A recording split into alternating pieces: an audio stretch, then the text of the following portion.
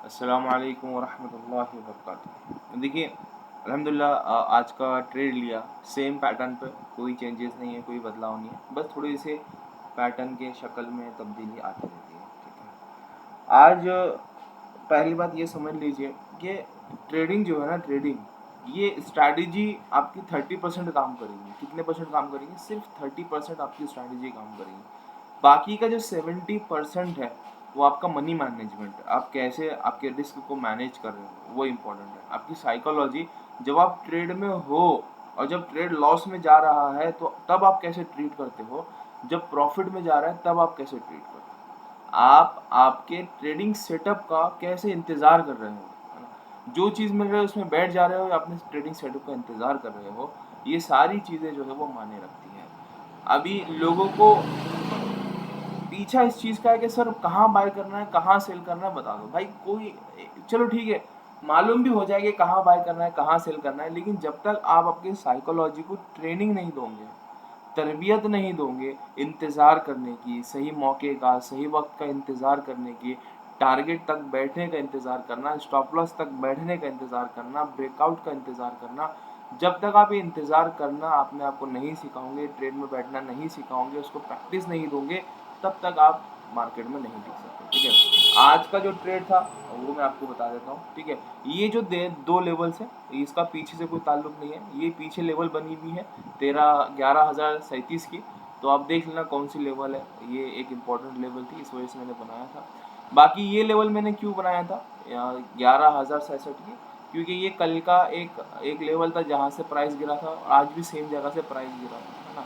Equal top बन गया, तो इस वजह से ये इम्पोर्टेंट लेवल हो जाता है। ये ऊपर की लाइन क्यों बनी थी? क्योंकि आज जो टॉप मारा था उसने, जो टॉप हाईएस्ट टॉप लगाया था, ये आज का हाई प्राइस का था, ब्रेकआउट से पहले का। ठीक है, तो इस वजह से मैंने यहाँ पे लाइन ड्रॉ करी थी। ठीक है, होना तो ये चाहिए था कि टारगेट यहाँ का था, लेकिन ये रेजिस्टेंस की वजह से, ये रुकावट की वजह से मैंने टारगेट इस लाइन का ही लगा लिया था, हालांकि वो उससे ऊपर गया था। ठीक है, तो सिंपल सा लॉजिक है, कोई इसमें इतना नहीं है कि बहुत कुछ अजीब सा मैं कर रहा हूँ, नहीं, कुछ भी अजीब सा नहीं किया हुआ। ठीक है, सिंपल सी बात है। अगर आप यहाँ पर देखेंगे तो ये एक फ्लैग पैटर्न की तरह नज़र आ रहा है। ये एक डंडा, ये यहाँ से आप देखोगे तो एक डंडा सीधा सीधा ऊपर गया है, फिर ये नीचे रुका है, फिर यहाँ से एक फ्लैग पैटर्न बना के उसने ब्रेकआउट दिया है। बस उसी फ्लैग पैटर्न का ब्रेकआउट मैंने ट्रेड किया है। मेरी एंट्री कहाँ हुई थी? लिटरली मेरी एंट्री ये इस कैंडल में हुई थी, यहाँ पर जब उसने ये जो लेवल बनी हुई है इसका ब्रेकआउट दिया, तब मैंने यहाँ पर उसको बाई किया था। ये दो कैंडल प्रॉपर रेड बन रही थी, ये भी रेड बनी थी और ये इतनी नीचे गई, ये भी रेड बनी थी। तो जब रेड बनती है ना, तो ऑफकोर्स सी बात है उसमें हीट आपको लगेगी कि यार क्या हो रहा है, लॉस में जा रहा है, लॉस में जा रहा है, लॉस में जा रहा है। लेकिन असली ट्रेडर की आजमाइश वहीं पर शुरू होती है जब उसका जो ट्रेड जो है वो लॉस में जाता है ना? इसमें ये नहीं देखना होता इफ्स एंड बट, जब आपका सेटअप बन गया आप इंटर कर जाओ, है ना? फिर वो लॉस में जा रहा है, प्रॉफिट में जा रहा है, वो भी कोई मायने नहीं बन सकता है। मैं लिटरली इस ट्रेड के टाइम पे सो गया था। मतलब मैं यहाँ पर ट्रेड लिया और मैं चेयर पे सर रख के सो गया। मैंने ऑर्डर्स लगा दिया, अपने टारगेट के स्टॉप लॉस के ऑर्डर्स लगा दिए और मैं सो गया। मैं 15-20 मिनट आधा घंटा सोया, देखा फिर ओपन करके तो यहाँ पर टारगेट हिट हो चुका था। ठीक है, तो असली ट्रेडिंग यही है। हर रेड कैंडल में अरे बाय करो बाय करो बाय करो, हर रेड कैंडल में सेल करो सेल करो, हर रेड कैंडल में बाय करो, और ऊपर जा रहा है ऊपर जा रहा है, नीचे जा रहा है नीचे जा रहा है। ये कोई ट्रेडिंग नहीं होती है भाई। ट्रेडिंग मतलब प्लान, आप फुल प्रिपेयर्ड हो, फुल प्लानिंग के साथ में बैठे हुए हो, शिकारी हो। क्या हो? शिकारी हो, शिकारी हो, है ना? शिकारी बैठता है, घात लगाता है, जब शिकार उसके निशाने पर आता है तब वो अपना मूव लेता है। वैसे ही आपको शिकारी यहाँ बनना है, बैठे रहना है, इंतजार करना है, अपना ट्रेड लेना है। ठीक है, आपको सिर्फ कितना करना होता है, बड़ी मुश्किल से सुबह 9:30 बजे से लेकर, तो आपको सुबह 9:15 से लेकर 3:30 के टाइम तक की बड़ी मुश्किल से आपका जो एग्जीक्यूशन होता है वो 10 मिनट 15 मिनट का एग्जीक्यूशन होता है, बाकी का पूरा टाइम सिर्फ इंतज़ार होता है। तो इसी वजह से ये बोरिंग बिजनेस है, तो इसको बोरिंग बनाओ। अगर आप इसमें एक्साइटमेंट ढूंढोगे, आप वो इसमें एक वीडियो गेम की तरह खेलना चाहोगे, कुछ एक्साइटमेंट ढूंढोगे, अरे कितना मजा आ रहा है, बाय बाय ऊपर जा रहा है, मुनाफा नीचे जा रहा है, लॉस हो रहा है, लॉस हो रहा है, फिर डबल खरीद लूंगा, नहीं वैसा नहीं। मैं एक ही ट्रेड लिया बस, इसके अलावा कोई ट्रेड ही नहीं लिया।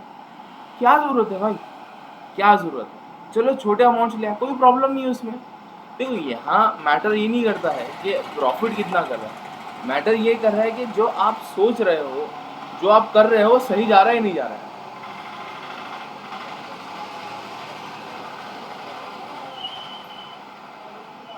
अभी यही चीज़ छोटे माइंड से की जा रही है।